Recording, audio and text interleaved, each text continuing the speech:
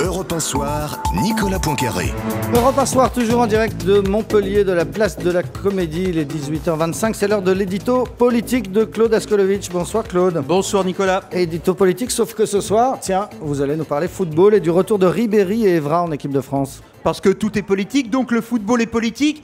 Et Laurent Blanc, qu'on surnommait jadis le président, ce n'était pas un hasard. C'est un personnage politique, un personnage de pouvoir. Ce qu'il a fait aujourd'hui, il a pardonné. Le pardon, c'est la preuve du prince. Et il a pardonné à deux hommes qui avaient détruit Raymond Domenech. Donc ce que fait Laurent Blanc, il affirme que son pouvoir à lui est légitime, alors que Domenech avant, c'était une espèce d'usurpateur qu'on pouvait détruire impunément. Deuxième élément, il y a la justification de ces retours dans la bouche de Laurent Blanc. Justification sportive, principe d'efficacité, culture managériale, culture de la France qui gagne. Comme disait un grand chinois, Deng Xiaoping, qu'importe qu'un chat soit noir ou gris, s'il marque des buts, le peuple français veut une grande équipe de France. Vous êtes sûr qu'il disait ça, Deng Xiaoping ? Il aurait dû le dire. Qu'importe qu'un chat soit noir ou gris, s'il marque des buts, le peuple français veut une grande équipe de France, donc on ne va pas se priver du capitaine de Manchester United et du meilleur joueur du Bayern Munich.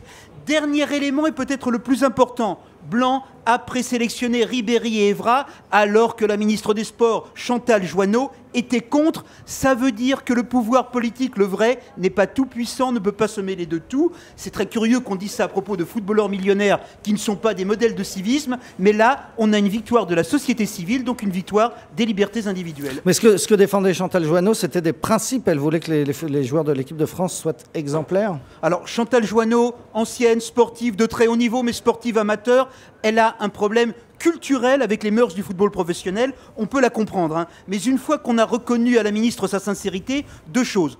Premièrement, rappel, on peut avoir été condamné en justice et devenir un ministre exemplaire de la République. Exemple, Alain Juppé, donc Ribéry et Evra pourront être les idoles des jeunes malgré leur suspension.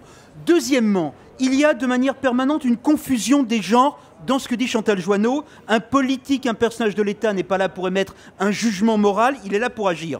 Donc si l'État français veut suspendre la Fédération française de football au prétexte de mauvais résultats, il peut le faire. Mais là, ce sont des pratiques de pays autoritaires. En France, on est plus subtil, on donne toujours l'impression que le football, mon Dieu, c'est la distraction ou la préoccupation du souverain. Par exemple, Nicolas Sarkozy convoquant Thierry Henry juste après la catastrophe sud-africaine.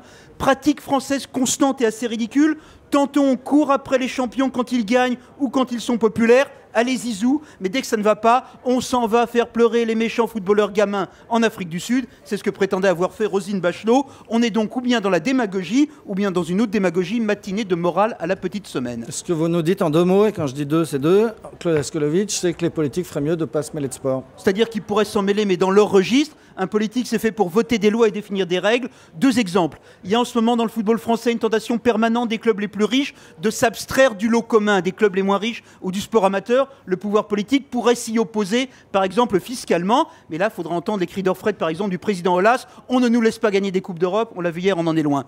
Deuxième exemple, il y avait une pratique politique française de lutte contre le dopage. On l'entend beaucoup moins aujourd'hui, on pourrait y revenir, mais là, il y aurait une contradiction avec l'amitié affichée de Nicolas Sarkozy pour Lance Armstrong. Vous voyez, c'est plus simple de faire de la morale. C'était l'édito politique ou l'édito sportif, on ne sait pas, de Claude Askolovitch.